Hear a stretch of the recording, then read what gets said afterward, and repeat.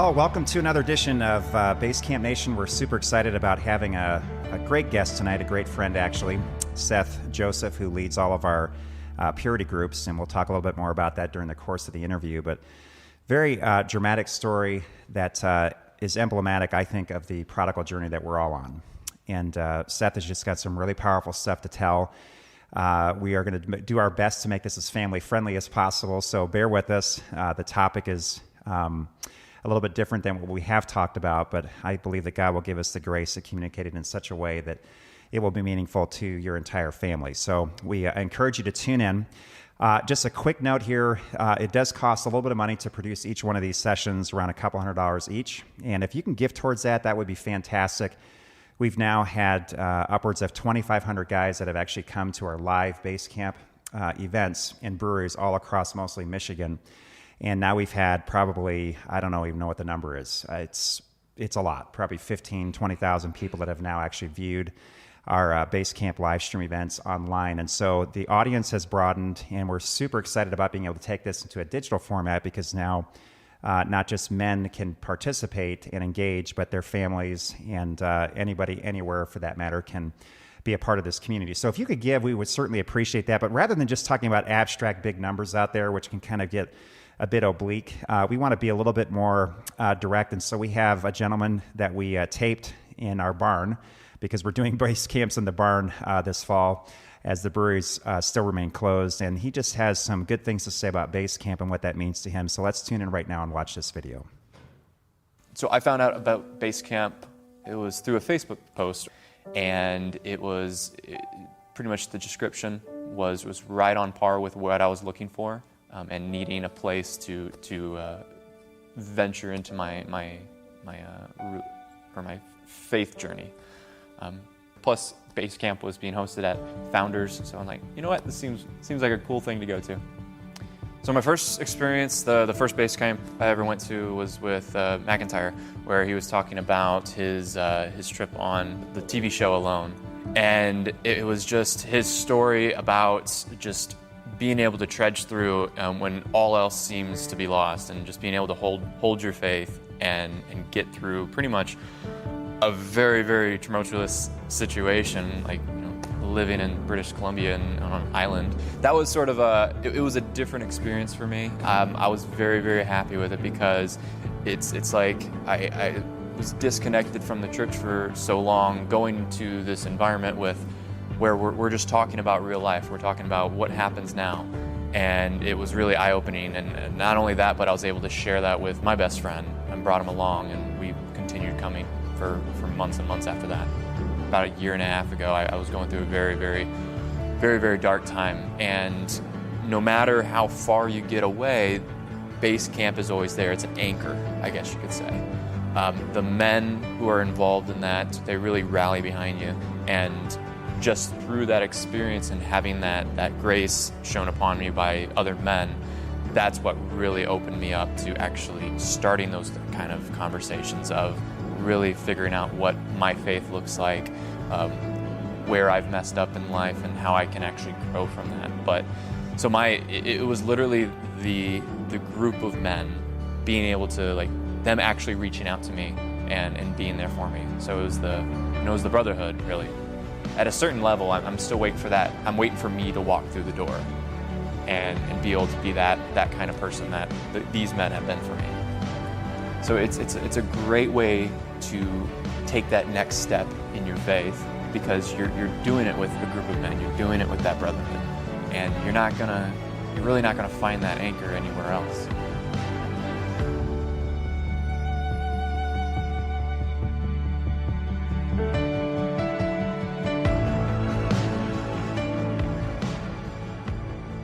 Well, welcome back. Practically speaking, we didn't really give this to you on the front end. I hope you enjoyed that little video. But if you'd like to give, and we would encourage you to do so, you can just go to graceexplorations.com and just click on the donate button and make a monthly pledge or a certain amount. Again, it costs about a couple $100 each to produce one of these episodes, and so we'd appreciate you partnering with us.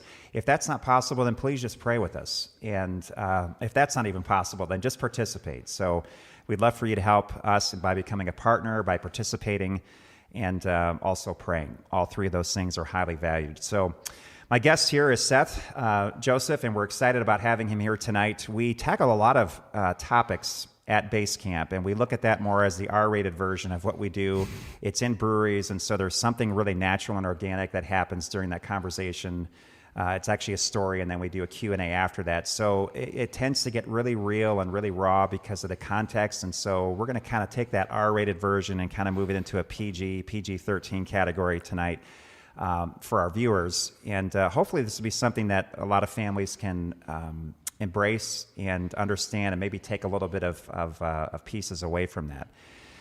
So kind of jump us into this story here. I know that there's a lot of life that you've had that's leading up to a couple of pictures that we're going to show, but relative and in context of what we're talking about, it's interesting to me how your life in many ways has become emblematic of the external and the internal matching each other. And you'll get to that in just a moment, but it is fascinating to me how in our own lives, how sometimes if God can't get through us internally, that internal voice, if he can't communicate to us in that spiritual part of our being, because I believe we are a trichotomy, we're a spirit that happens to live in a body that has a mind with emotions, he'll often go externally and make it obvious, which is really the story of a lot of Old Testament stories of just people that didn't want to hear what God had to say. They were running, they were hiding, they were scared, they were masking, posing, whatever words you want to apply to that. And then God had to just basically say, look, I can't communicate to you internally, so now I'm going to have to go external. I'm going to have to make something so obvious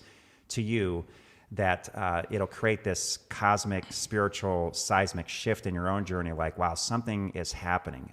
And when you told your story, and I've heard it a couple times now at different base camps, because you've been one of our favorite speakers, which is why you're on the program tonight, I just got this sense of, wow, this is similar to so many of our journeys where you couldn't put your finger on what was going on in the subterranean, in the subconscious, the deeper narrative that we're all struggling to live. And yet it was unsettling on the surface. And then this event happened that really kicked everything to high gear. So maybe take us back, give us the year and the timeline of what, and then maybe some backdrop, some contextual backdrop of as much as you can share what made that day so momentous beyond just the physicality of what's going on. Sure. So the first picture I can show you is what happened on February 17th, 2014. Here in West Michigan, it was like, I think it was like the second highest snowfall that year we have ever received. I think it ended up being 135 inches I'm not Bill Steffen, so I can't tell you the exact numbers. That sounds about right, though. Yeah, 150 would be like a record year. Yeah, it was crazy amount of snow, and so I remember February 17th. I'm a truck driver. It was a rough day riding on the roads, and it was a heavy wet snow, about 10 inches of it. They were predicting less, and I remember telling my wife, I need to get up on the roof and tomorrow and clean it off. Why do today what you can do tomorrow, right? And so it was always a delay thing for me. And did you have any indication the roof was? I mean, was there any? No, I just knew the weight was up there. Yeah. And it happened to be a heavy wet snow that day, and so I just said, I'll do it tomorrow because it was snowing. I was tired, got home late because long days driving on the West Michigan roads. Yeah. In a semi truck. Which is what you do for a living. That's what I do for a living. Yeah. So that night we're watching the Olympics, watching ice dancing. And I think we won gold. I forget who it was that was doing it, but they won gold that night. And it was about 11, just a little after 11. The Olympics just got done. We went to turn off the TV, and we started hearing cracking. And I'm like, and then dust started falling from the ceiling, and we were scared out of our minds. So we ran out of that room because we thought it was that room that was collapsing. Screamed at our dog. We have an Old English sheepdog. Yelled at her to come and follow us. And we had a wood stove at about 500 degrees over in the corner. And I'm thinking, the house is going to go, this is going to collapse, and then this is going to catch everything on fire. And everybody's still up. The kids were all sleeping. Okay, wow. Kids just you and your wife were up. Just my wife. Okay. And our kids were young. Yeah. They're teenagers now, but they were young. I have 4 kids. So, and all of a sudden it just crack, crack, crack, crack. We yelled at the dog. She ran towards the wood stove, and I'm thinking, there goes my dog. And then boom. And it wasn't the back room we were in, it was the garage. Like if you look at the picture. Yeah. This is the picture right here. And so you can see There's the split, and it was the beam that goes across up into there. And this whole front part was just coming out towards you. I remember walking to the front door and looking up. I was on the other side of that door and looking up, and you could see the snow falling in the black sky. This thing it literally just collapsed. Went down, and my wife's 2009 Ford Expedition was inside. Oh, no. And you guys are in this back area. Yeah, now. this back room and right your wood there. stove is kind of right about Yeah, there, right there. And so, because you can see the smokestack coming up there. Wow. And the chimney. And so it was super traumatic. One of our guys that's part of base camp, Jeff Monty, lived a couple miles away. I called Jeff and said, "Hey, Jeff, come over. My roof just collapsed on my garage and did damage to the house, and it's open." And he came over to my back porch, and it had like 3 feet of snow on the back end on the porch. He's walking through it, and he wouldn't even come in the house. He took one look at our house and said, "You need to get out of here now." And so we went over to their house. And your kids, you just got them out of their bedrooms and just... Yeah, and thankfully we had another big vehicle, an excursion that was in our barn, and I got that out. And we got everybody loaded. We couldn't get car seats. They were all in the other vehicle. And that was the night it started all. Everything just, the roof collapsed and the stress of it all. And then it was just a journey from there, trying to get it fixed and everything that took place there. And it just wasn't easy. And we ended up living in a hotel for 36 days. The stress was just insurmountable. During that time, my wife's grandmother passed away. The day we moved out was the funeral, and we had to move out of the hotel just because of purposes with insurance and all that. So, and I had set up a place to live, and it was just when the funeral took place. So some guys helped me move out, and we moved into a cottage just on the road from where we lived. 2-bedroom, 4 kids, old English sheepdog, me and my wife. It sounds a little bit like The Hobbit when you're talking, like the day the dragon came, right? Yes. The Basically. men's faces were pale and the bells were ringing in the dale and nothing was the same. It's like you literally were kicked out of your home. Basically, yeah. A catastrophe occurred in the form of, a snow dragon, if you will, and it literally just caved in your home. And I mean, you guys must have just been in like shock. Oh, we were. It was shocking. I mean, you can't even fathom this. It's like, this is crazy. And the next day I'm talking to, people for the insurance and all that. And I'm numb. I got like 2 hours of sleep that night. Just in shock. And I look back now and it's basically the same symptoms of PTSD my wife and I have both experienced because it was so traumatic, and rushing the kids out of their beds and getting whatever clothes we could, because we didn't know if we could go back in the house, how safe it was. Is the rest of this thing going to collapse on us? We didn't know anything at the time. And, I know things now about construction and, restoration and things I never thought would be possible when it comes to a house. Right. So that night was just this beginning of the story. So, like I said, we lived in a hotel for 36 days. We moved into this cottage, small. We thought it was going to be just for, a few months. And through it, the stress of it was so great for my wife. And she reached out to somebody that was part of a prayer ministry. And this lady, her name is Mary. Mary started walking through and praying and said, here's a book that you guys need to pray through. I think there's some things in your family's background that you need to pray over, you and Seth need to pray over. She's become a spiritual mother of sorts too. She's become a big spiritual mother for my wife and I. And so as we started working through this book had curses that, because of our family background, that some things that our grandfathers were associated with, we prayed over them, and things started breaking free. There was one time she told me she wasn't getting the book, and on my way home, demons held me to the bed, and I couldn't move. And she came in the bedroom we were in. She's like, "Seth, what's going?" Starting to talk to me. I couldn't even talk to her. And all of a sudden, you know what that space feels like. This is Bible kind of stuff. Yeah, these were things that, you read about in the Bible. You read about encounters with demonic entities. And so I started face grinning at her. Like they moved my face and like this thing. And she's like, she had enough sense all of a sudden to realize something spiritual was going on. Yeah. And she just said, Jesus. And the moment she said Jesus' name, I completely relaxed. And there's power in that name, isn't there? Oh, there's huge power in Jesus' name. Yeah. I mean, when Jesus' name is mentioned, those enemies of ours flee. And so we were going through these curses. We're praying over them. I'm praying with her. A lot of them have to do with secrets. My family history, there's tons of secrets. And so probably subsequently lots of shame too, I would imagine. Yeah, lots of shame. You kept things hidden. You don't tell things. Yeah. So that through that time, there was another time too that we were prayed over something. I had hurt my knee, and the next morning my knee gave out, and I hit my head on the tub.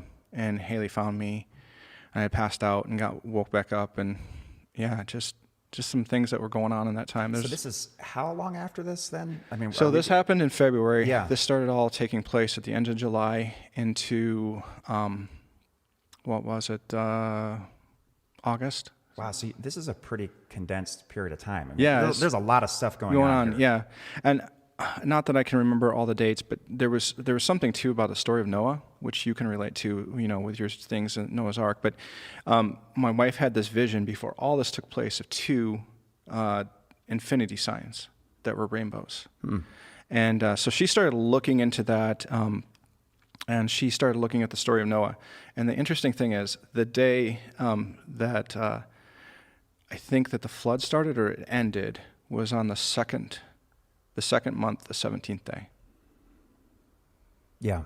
And I remember one year we were looking for Noah's Ark on Mount Ararat, and the group leader was into numerology. He just liked numbers, and so he made sure that and I was trying to tell him, I said, I don't think July is really a good month to be up on the mountain. It's too early. And we got, let's just say the expedition didn't go as planned. So, man, you must just be feeling, so there's some stuff going on here. There's the demonic activity, which a lot of people relegate to, that's just, that's third world country, that's Haiti, it's voodoo, that's stuff you experience overseas. And we're a little bit more nuanced and sophisticated here in the Western world. We do have demonic powers and entities and principalities, but they cloak themselves in more, less obvious disguise. Yes. But yours, this is like, it's happening, stuff is coming up, you're dealing with some, lineage, some darkness within your family line that is passed on, and that's biblical. Yep. These things, blessing goes from one generation to the next, also curses carry from one generation to the next until somebody, takes the name of Christ and the blood of Christ and breaks that chain. Man, what's going on inside of you? I mean, you're displaced, so you're kind of in exile at this point. Have you gone back to the house? I mean, are you still? So eventually we did able to go back in the house. We did some packing. It was kind of certified that we could walk in it, that it wasn't going to collapse any further. Was that like 90 days afterwards? I don't remember the exact. It was probably within the next 30 days that was. But then you're still coming back to kind of ruin. I mean, there's a third of your house that's just kind of. Yeah, we couldn't actually live in it. And they didn't want us living in it because it wasn't safe enough to live. It was safe enough to go in, but not safe enough to, actually live. And, there's things were opened up, and it just wasn't a safe scene. It's the middle of winter. Well, yeah. But then it came into summer, and, some of it, you couldn't heat it or cool it necessarily the proper way. Yeah. Because of the way it was exposed. Right. So it just wasn't a safe scene for our family. So, we're just trying to work through this, trying to figure out how to progress forward. And there's just a lot of issues and, some things that I just necessarily can't mention, but just had to progress. Yeah. So we lived in this cottage. We're going through these things. And then we just got done one night reading through that same book I was mentioning from and praying through some things. And Haley will say, she said to me, my wife, that she was asking me a question. There's a question she was asking constantly. Have you ever stepped outside of our marriage? And, of course, I'd always tell her, no, I've never done this. And so multiple times. One of the things I've learned is wives know. You're so in connection with each other spiritually because you're married. The two become one. Yeah, that they know when something's off. Yeah. And she knew something was off. She just couldn't put her finger on it for years. So this wasn't the first time she'd ever asked me if I stepped outside of our marriage. It's happened multiple times before. Now, was it when you answered no, did you believe that to be the truth? I mean, no, I knew what was the truth. I knew what was the truth. So you're divided right now. I mean, you're just tremendous completely. amount of tension internally inside of you. Yeah. So, there's this huge fear in my life. Like, if she finds out, then everything's going to fall away. I'm going to lose her. I actually love this girl, but I don't know. I hate what I'm doing, but I'm going to lose her. And I'm going to lose her. I'm going to lose my kids. Everything's going to be gone. Yeah. And And I'm like, I mean, this will be minor compared to what Yeah. you're facing. yeah. And so this night, we prayed through this. So she finally was praying there. So for years, she said that she was asking Jesus to tell her what I was doing. And that night she realized it wasn't Jesus' responsibility to tell her what I was doing. It was my responsibility. Interesting. And so she said, Jesus, whatever is going on, I'm sorry I've asked you. I give it to you. She said this heat left her body and rolled over and rolled onto me on my other side of the bed. Could be like conviction. Could be. It could have been something demonic. It Yeah. could have been something. Anyway, so she wakes me up. But you're feeling the pressure now because it's like Yeah, and I was asleep when this it's happened. man up time. So she wakes me up, and she after this thing rolls off of her and onto me, and she wakes me up and said, "Ask me again." And this time, in my delusion, I think through praying through about keeping secrets and not keeping those anymore, I lied, but it was the beginning of some truth in it. And I told her that it only happened a few times, and it wasn't to this horrible extent. Well, it was a lie. And that it'd been going, and she didn't know. I didn't sleep all night. She didn't sleep all night. The next night, I didn't sleep in the bed. I slept on the couch. Thankfully, that happened on a Thursday night.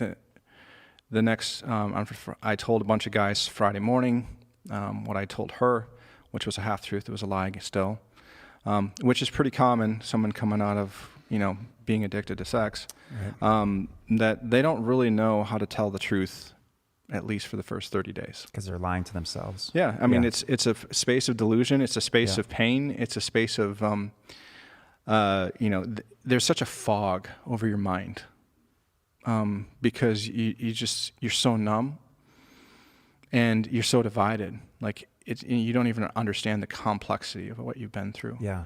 And what you've been doing. It's almost like you've divorced yourself from you. Yeah. You're vacuous, you're vacant. So engaging in a meaningful marriage or with another human is virtually impossible. Because you're not even bringing a whole person to the relationship. No, I mean, you're divided. So basically what addiction is about pain management. The person is in so much pain and they don't even know what those pains are, but they just know that the addiction helps them handle the pain. Yeah. What do you think of, a lot of authors will talk about sexual addiction as an intimacy disorder. Oh, yeah. What do you think of that? Maybe give some more atmosphere to that, what that could actually mean. So most people that have sexual addiction, they have some form of attachment pain. There's a doctor that talks about this. I don't remember his name exactly, but he has attachment models.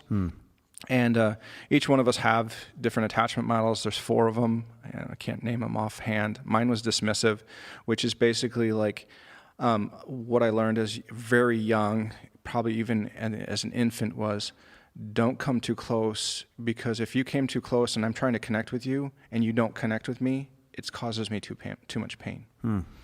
And so it's a defense mechanism. It completely is. Yeah. So the intimacy disorder it's all about protection. Yeah. You're sabotaging yourself, really. Yeah. It's all about being safe. You're trying to be safe in the moment. And this is how you've learned how to be safe. But we all desire connection all the time. Yeah.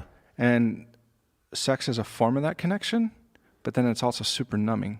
When you don't have that space where you don't actually connect, it actually traumatizes you at the same time. But then you get all the flood of all the chemicals in our brains, right? That just numb out. I mean, they say that sexual addiction is stronger than cocaine. Well, they've shown like graphs, because I've gone through a lot of these purity courses with the guys in our ministry and stuff, and it's amazing what a sexual image will do to the brain. Yeah. It actually even has a higher dopamine reaction than Coke or cocaine or whatever. Even heroin. I mean, I've heard of guys they've gone through recovery from addictions to alcohol, drugs, and sex, and they will say that sexual addiction is the strongest and hardest addiction to overcome. And it's diabolical in the sense that it in its purest form, it's natural, right? God created us this way. The sex drive is a normal, healthy human emotion. God put it there for a purpose to create families and to be fruitful and multiply. It's one of the original commandments, right? Right. Well, it was intended for a husband and wife to have this basically super glue. Yeah. To join each other, and that the bond would be spiritual, it would be bond would be physical, and it would be just the culmination of intimacy. Right.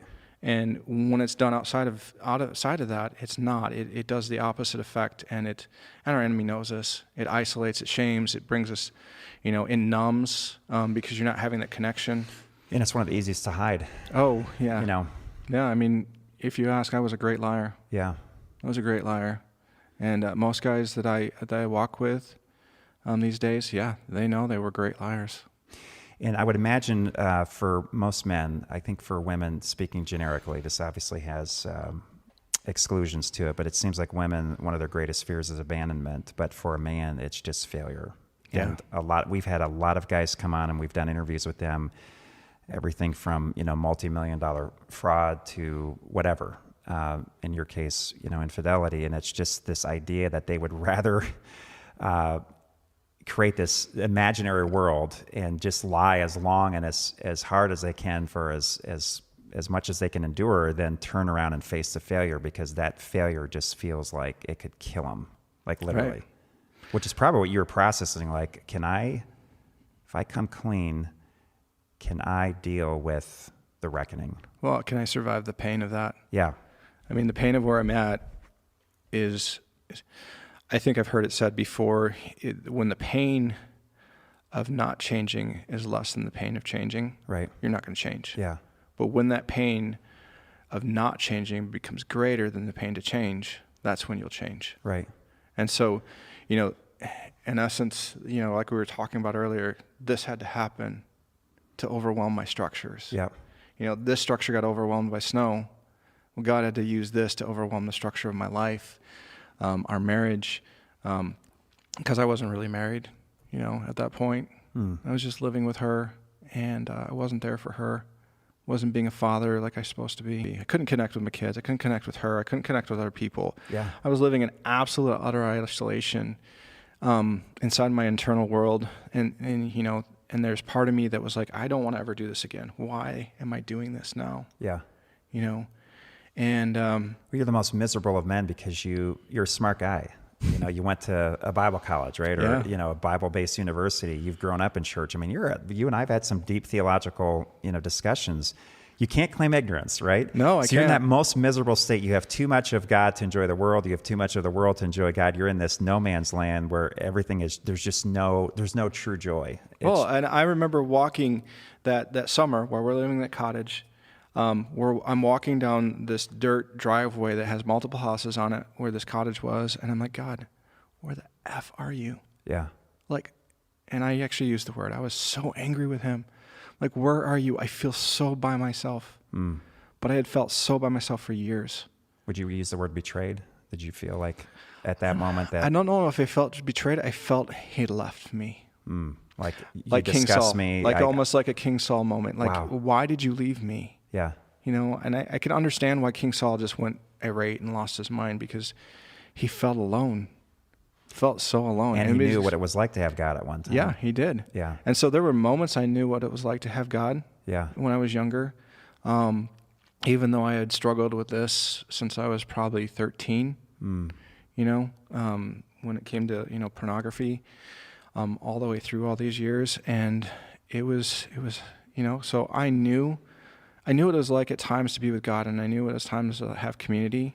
And then there was the moments I felt like at peace for a little while, but I never dealt with the ultimate inner turmoil that was going on, all the pain that had going on. And so then it would rear its ugly head again, and I would just be absolutely miserable. So you work a lot with men now, and we'll get to the side of the story where this does actually have a great ending to it. Even though the story continues, there, against all odds, some really good things happen in your life, which I'm just very happy, for you, because it's allowed you to have more bandwidth to a larger group of people, which is just fantastic. So we both know, and the stats are all out there, and I have numerous friends that are involved in purity ministries like yours, specifically even sexual addiction recovery, and they're saying that typically on the whole, nationwide, maybe 20% of the guys or gals, whomever they are, actually finds like lasting freedom. Would you say that statistic is accurate? And if so, why is it such a small number? I mean, we've kind of alluded to some things, the dopamine and the neurology that's going on inside of your head. So it's not purely a spiritual problem. It's a neurological, biological dilemma. And I think if people just treat it as one or the other, it's nuanced. It has to be a multifaceted approach. But if that statement is true, and who knows if that's some kind of stat that you can put in stone, but it is safe to say that most do not recover. I think that's a safe statement to say. Yeah. Most don't. Most don't. I think most are, there's just so much pain that most of these people have in their background. With guys, 1 in 6 of us are sexually molested at some point in our youth. Right. They're saying like 1 in 4 women. Yeah. And it's crazy, and that statistic just keeps rising. We have an over-sexualized culture. We've got the internet at our fingertips, so sex is right there at any moment. And even amongst Christian community, I think most of the Christian community doesn't even know how to handle this, Kevin. They just don't know what to do with it. And it's how can you touch leprosy unless you've already been healed? Right. Because you and I talked about, you were trying to find a church to partner with when you and I first bumped into each other. I don't know, what was that, 3 years ago now or something like that? And you're like, yeah, we're just having a hard time, finding a place for our ministry to flourish. And I'm like, well, I think this could be a good place for you. Last time I checked, it's in our name, right? Grace Explorations. Right. That's what we lead with. We go after the gold. We don't necessarily always dig for dirt, or we pursue, original glory rather than police original sin. So I saw, okay, here's a guy that, came through a lot. And we didn't get specific on your story to be respectful to it, to a broader audience, but God helped you overcome a lot. There's absolutely no reason why your life should be what it is right now. Against all odds, God did an incredible journey, but you did a lot of heavy lifting, and you did a lot of, you faced the darkness, man, and I really commend you for that, because I think a lot of guys, when they face that darkness, it's overwhelming to them, and they get to that point like a King Saul where they just fade into madness. He went to a witch, tell me what my future is. He went the opposite direction of Yahweh, went into witchcraft, and it was horrible. And I think some guys are at that point where they're just like, man, I've tried everything. I've checked every box. I've tried to discipline myself through it. Whoever. This pornography issue is not just a man issue anymore. No, it's everywhere. Everywhere. It's everyone. Anybody's susceptible. The fastest growing demographic of use of pornography is women. Yeah. So, because the man market is already saturated. Yeah. Probably, got some 90% of it anyway. What would you tell a guy if he's just like, I want to get free, but I've tried some things, or maybe he hasn't tried, or another family member that's out there? What would you say to them? I know I'm addicted, but I don't know how to get out. Well, I have a lot of conversations with a lot of guys about that, and it's just been astronomical in the recent weeks. Oh, I'm sure the pandemic's probably just put it into hyperdrive. Yeah, and so a lot of the things I've learned to talk about is, it's a lot of pain, and it's a scary thing to go into your pain. And like I said, if the pain of not changing does not become greater than the pain to change, you're not going to change. Right. And so, I think it's too much pain to deal with, and that's what drives. We will look for the least painful situation, but if you're willing to walk into that deep pain, if you're willing to face it, there is healing.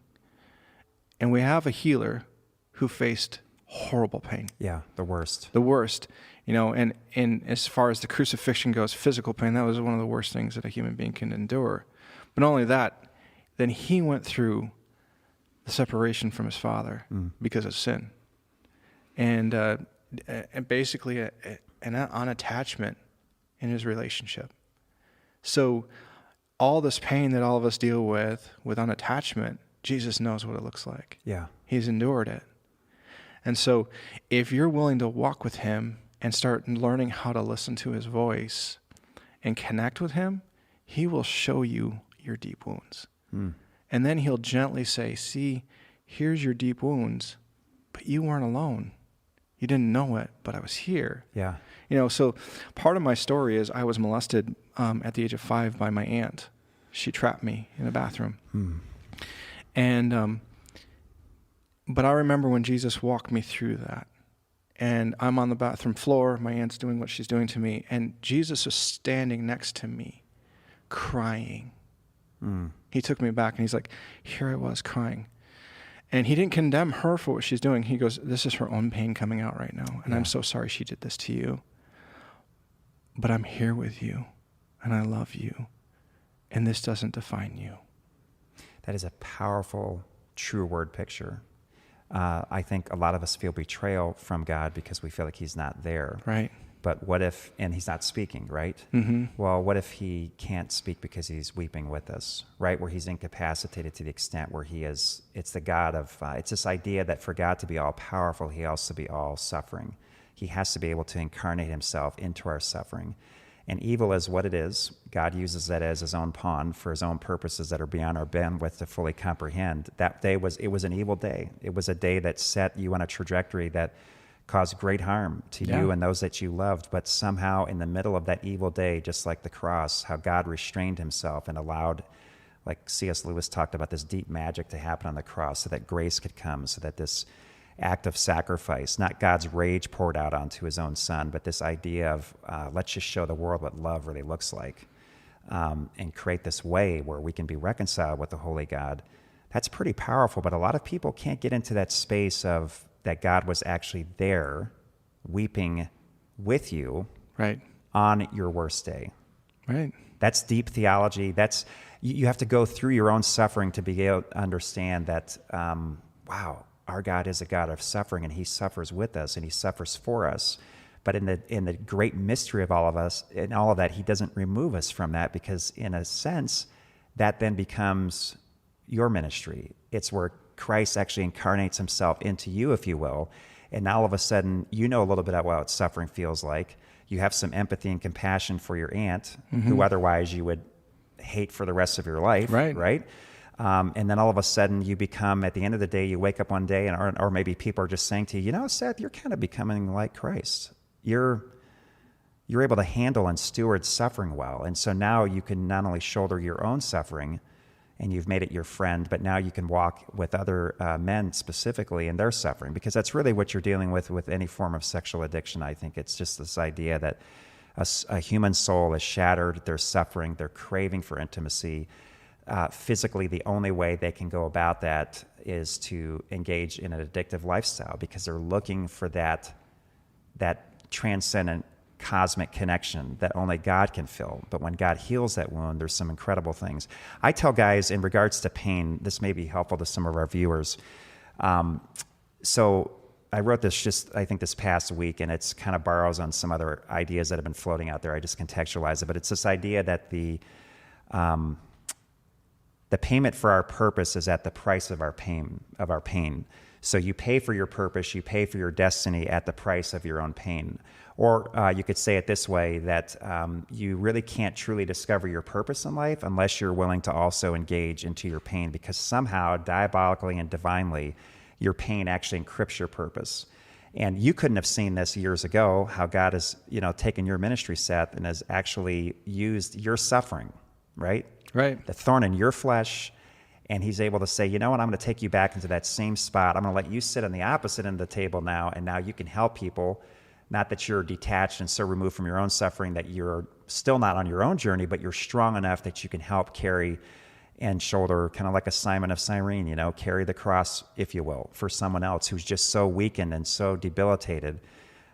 There's some power in that. And so I want to give guys this idea that we are not asking you to engage your pain as some form of, self-flagellation, or this idea that if you go on this heavy and high road of penance, walking on glass or crawling on glass, that somehow you're going to receive this ultimate redemption. It's not that at all. What it really is allowing the great surgeon to come into your life and do what he needs to do to hurt you, not harm you, but hurt you, so that your actual wounds can heal. And so pain, you probably felt this way. I did for many years of my own journey, and I still have to catch myself in this, where the minute you feel pain, you think it's punitive. Oh, God must be angry. He's upset. Something's going on. I'm not doing enough of this. I'm not doing enough good things like that. And then all of a sudden you begin to realize, no, that's not really the heart of God. Every time Christ revealed himself in the New Testament, or did something or said something, it was always redemptive. It was never punitive. If there was any pain involved, yes, there is a metaphor that can work with, a coach and a athlete, no pain, no gain, or some of these easy accessible axioms. But really, I think what's happening on a deeper level is the pain that you might be feeling is God actually doing incredible surgical work on you. And he may be in this space with you right now, like he was with Seth, where out of severe mercy, he allowed your literal world to collapse. Right? Yeah. And that brought about, that was like the first stone, if you will, that created the avalanche, the first little snowball, and then this thing blossomed. But that was not God's anger per se. It was God's severe mercy saying, I'm going to do whatever it takes to get this shrapnel out of your soul. Well, he disciplines those he loves. There you go. And that's what, Hebrews tells us. He disciplines those he loves. We don't like those verses. We don't. I mean, he disciplines the sons he loves. We live in an everybody wins a trophy era, right? Right. And here's the thing. I tell people, if you're going to be, it's not that you're worthless. Nobody's worthless. We all have worth. We're all created in the image of God, whether we agree with people's lives. We all are children of God. Right. I think that's a great starting point. However, to be useful for the kingdom, it requires a whole other set of stewarding suffering and suffering well and handling pain well and allowing God over the over the space-time continuum to take that pain and somehow over time just turn that into power, turn it into purpose. But these things take time. So we're talking about several months now since this particular date. And then we're talking kind of years, right? Until we get to these next pictures, which everybody wants. They're like, oh, wow, I like that picture better than this picture. But they don't know the deep, deep valleys you had to go into, the haunted memories, the therapy. Well, yeah. I mean, and I didn't do this without therapy. I had counselor, Daryl Brazel. Daryl worked with me, week after week. He said I was one of the worst cases he's ever dealt with in sexual addiction. Like a soul surgeon, just... Yeah, he had a manual he wrote, New Hope for Sexual Integrity. And, I went through that book. Say the author and the book's name again for those that are viewing. New Hope for Sexual Integrity by Daryl Brazel. You'll actually only find it on his website, the New Hope, the number 4si.com. Okay, and he's based out of Kansas? Yeah, Lawrence, Kansas. Yeah. And so I worked with Daryl, and then I also went through a thing called, Mars Hill had it, it's called The Retelling, which is rebranded from The Journey from Open Hearts Ministries. Yeah. And I went through my story, doing that and program, finding out, the different things I had to find out in my story, where all these things, the pain was, and I also had to find out where my glory was too. Which is harder to believe. Yeah, because most of us don't believe that we have any glory. Yeah. That God created us with glory. So I didn't know who I was. And when you don't know who you are, you're just going to manage your pain. You're lost, I knew I had been saved, but I didn't know all these details. And even in the midst of it, I questioned, do I even know God? Constantly, here I am going back and forth, acting out with other people outside of my marriage, and I'm just like, where am I? Who am I? Yeah. And so then I had to start entering into that, but also I had to realize who I was. And I remember Daryl, the first week I started talking to him on the phone, he's like, Seth, you need to go and find out who you are. Because I said, I'm a piece of crap. He's like, no, you're not. Like, I didn't believe what he was saying. So and that would just roll off your tongue. Oh, yeah. It was just an immediate, accessible emotion. And I used a different expletive than crap. Yeah. So, But that's how you felt. That's how I felt. There were most days that I just wanted to die. I thought my family would be better off if I was dead. Wow. Because I knew where I was at was just, it was horrible. Yeah. And I was tired, and I hated it. And I was so filled with compulsivity. And so when I realized my identity, Daryl said, Seth, go and get this book, Abba's Child by Brennan Manning, which I think is fantastic. Oh, it's an amazing book. If none of you have read Abba's Child by Brennan Manning, go and pick it up now. Yeah, it's a top 10. It's a classic. It is. It is. And so I went through Abba's Child, and I remember reading that book. I went to a place called the Hermitage down by Schoolcraft, and I spent Labor Day weekend because during that time when my wife found out all the details, the number of people I had stepped out of our marriage to see, she kicked me out of the house. She threw a book at me. That was this thin book called Epic by John Eldredge. John, thank you for making that book so small. But it hit me square in the forehead. That's epic. Yeah, it was an epic moment. Blood was dripping down. And this all happened in front of our kids. And I was just like, I look at all that, and I look at my wife and look at how I destroyed her and devastated her, because betrayal trauma is huge. Yeah. Because not only then did we have to work through my recovery, we also had to work through my wife's. Yeah. Because she had to heal from me betraying her. And I had to deal with the fact that I had betrayed her. And I had devastated this beautiful creature that God had entrusted to me to care for her heart. And I failed. And then I had to deal with the failure. And then I had to deal with, now she's worth fighting for, worth walking for, even if she doesn't stay married to me. I want her healthy because she's the mother of my children. There you go. You know? That never changes. Yeah. And I need to be healthy so I can be a dad to these 4 kids, these 4 beautiful kids. And so that maybe someday, if we are divorced, we can at least care for our kids together. So you were looking down the road. I was. What's the end game here, and how can I be a part of what God's doing to... Yeah. And so in that hermitage time, I went through my whole history. Alone or... just me. Yeah. Eventually I would process it through with Daryl. It's in his manual. Is like, they have covenants of silence there? I mean, is it like a... Well, yeah, it's pretty quiet. I mean, I hardly saw anybody. Yeah. You know, I found they had a cabin. It was just me in this cabin in the woods. You'd go and take your meals in silence. If there were other people, you could go and meet someplace where you could talk to somebody. But for the most part, you're just quiet. So I was just praying.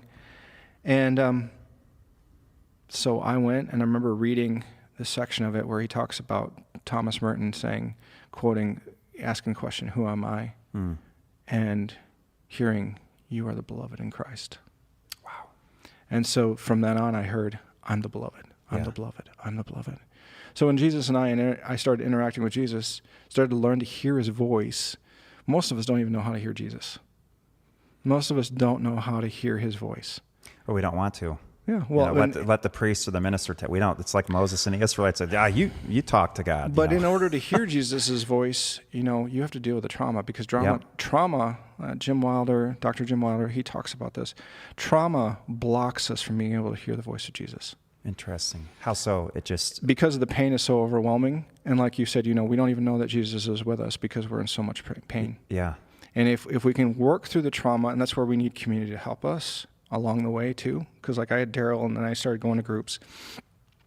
When you start having others start speaking into your life and start dealing with trauma, you can start to hear Jesus too. And so when you can sit down and start to quiet yourself, gratitude, appreciation is one of those ways you can start to do that. You start to be able to, quiet, and I can hear Jesus now. But the trauma will always be there, and it's the noise in the background all the time. Yeah. And any pain that you don't deal with in the past is always present. Interesting. And it's still with you in the present. Yeah. It never leaves. It never leaves. You can't outrun it. It's so present all the time. Yeah. So you have to deal with those things that are making the noise that you don't realize. And some of those things we don't know. And so we need to walk with Jesus because he knows it. He remembers. He's been there the whole time.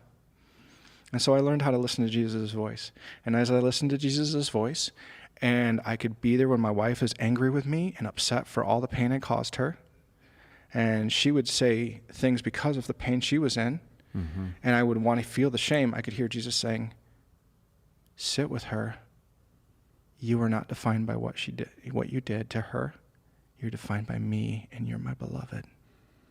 So it's identity is core. Oh, identity is huge. And most guys don't ever realize who they are. Yeah. Most women don't ever realize who they are. And then consequently, they don't know what to do. They don't. Yeah. They don't. And if you don't move forward in that, you'll stay stuck. Yeah. But a lot of times to get there, you have to go through that pain.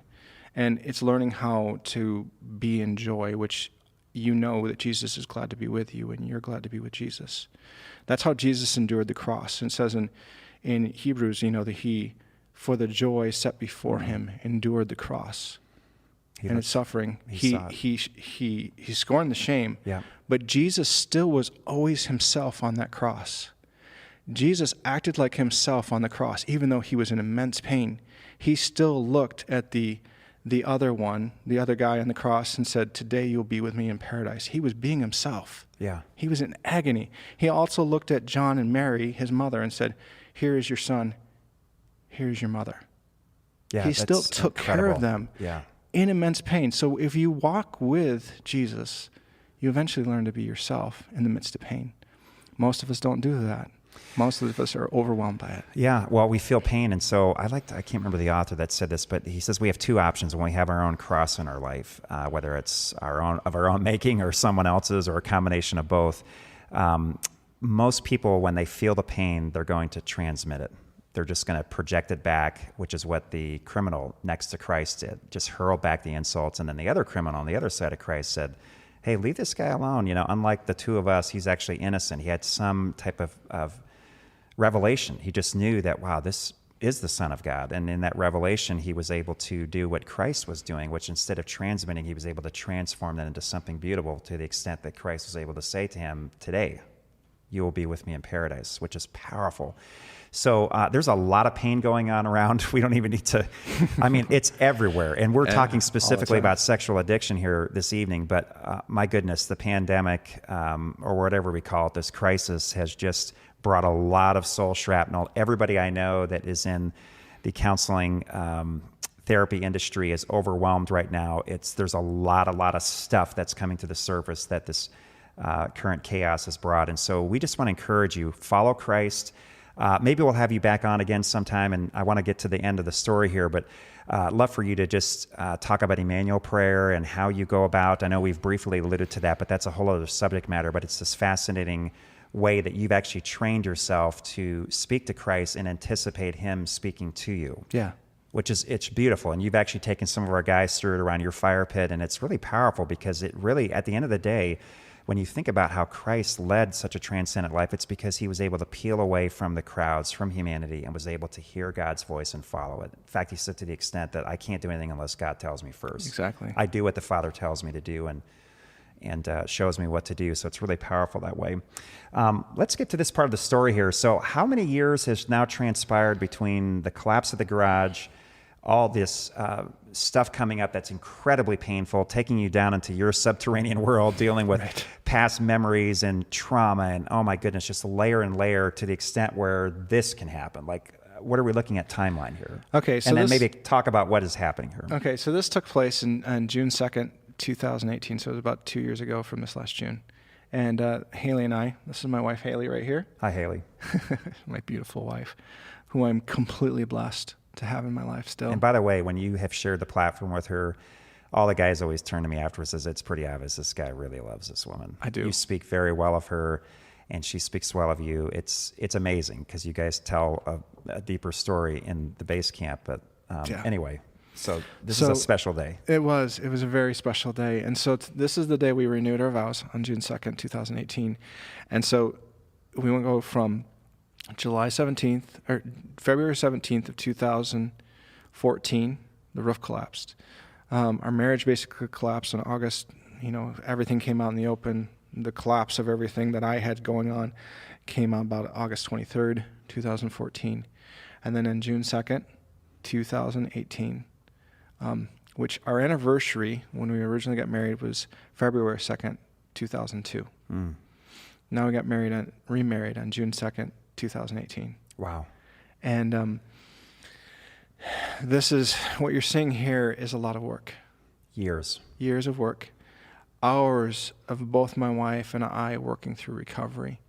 Working on my story, her working on her story, and then the two of us talking through our own stories together. And this day, we renewed our vows. Not that she necessarily needed to renew her vows to me, because she didn't betray me. Yeah. But I needed to come back to her. Wow. And say, hey, this is what I'm vowing to do for you. Did it feel like you were getting married all over again? Oh, it did. It did. Had that same feel like. Oh, it totally did. And it was all your kids are running around. Kids were running around, but the kids were the ones who gave her away. Wow. To Dad that day. See, I caught the tail end when it was the celebratory, and just the atmosphere was thick with grace. I mean, I was like, well, on this day, it was not just this. My oldest son got baptized. That's right. At the end of this, on that day, he wanted to be baptized. He wanted to share. He shared his story. He's 15 today, so it was just before. It would have been just before his 13th birthday. Wow. He's 12 years old, and he talked in front of probably about 50, 60 people that we had there, which is in the next slide. The group of people that we had there. And he shared to all these people everything that he went through. Because this didn't just affect Haley and I. It affected all my kids. Here's my kids right here. Wow. These three right here. There's my wife and I, and then there's my other son sitting behind my shoulder. Yeah. And so it didn't just affect me, it affected them. It didn't just affect me, it didn't just affect Haley, it affected them. And so all this journey has been their story too. Yeah. And so we've had many hours of all of our family having talked through. I have had conversations with my kids about what my addiction did to them. And what's interesting is, if I remember correctly, almost all, if maybe not all, of these people are people that journeyed with you At some point, yeah.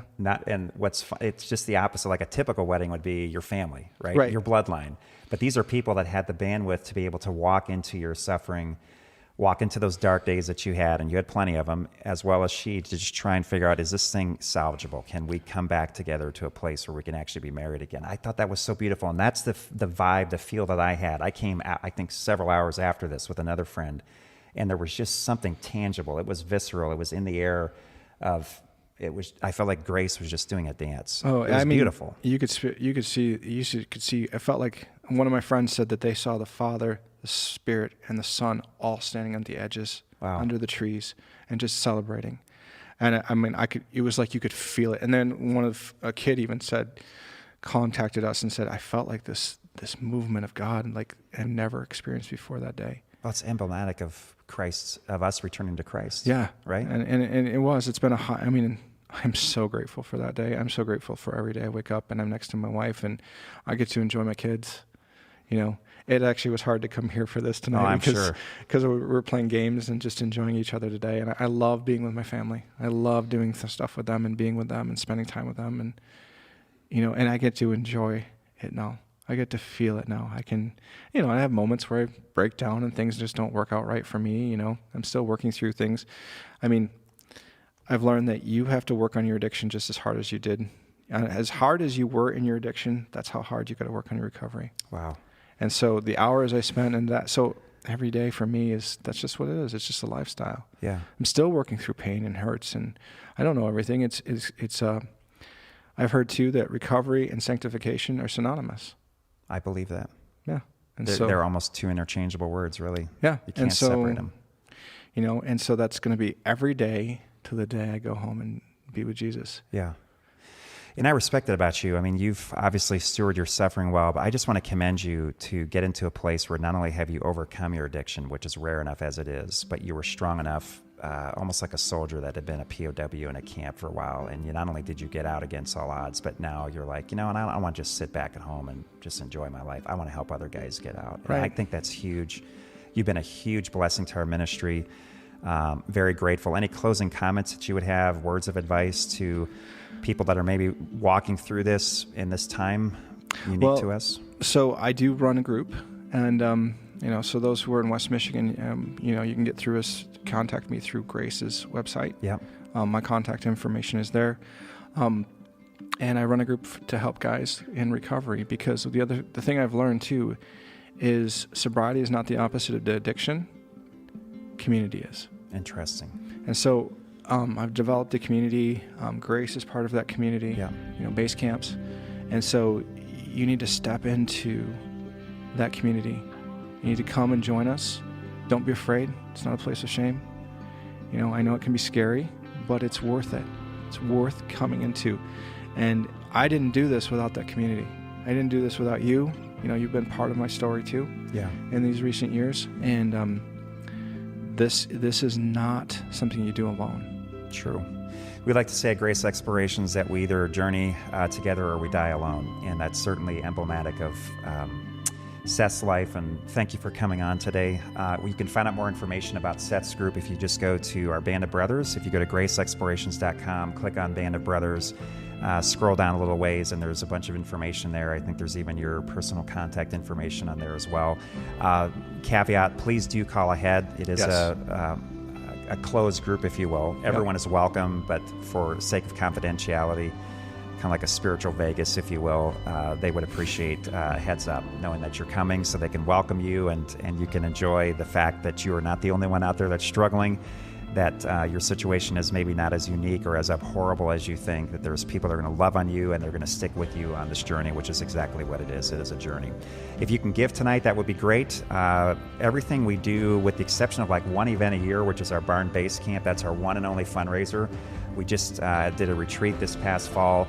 And a lot of stuff that we do, it has no money built into it. So the only way we stay and are able to do what we do is through our partners. And so we would encourage you, if you can give monthly or a one-time gift. It costs a couple $100 per episode for these live streams. And we do take up an offering when we have physical locations in a brewery, and that usually equals out to be a couple $100 in cash. So we'd like to keep that equitable with this live stream, with the engineering that happens before and after, and some of the costs that are involved to keep this program going forward. So just go to graceexplorations.com, plural with an S, click on donate, and do that as you will. Thank you so much for joining us again at Base Camp Nation.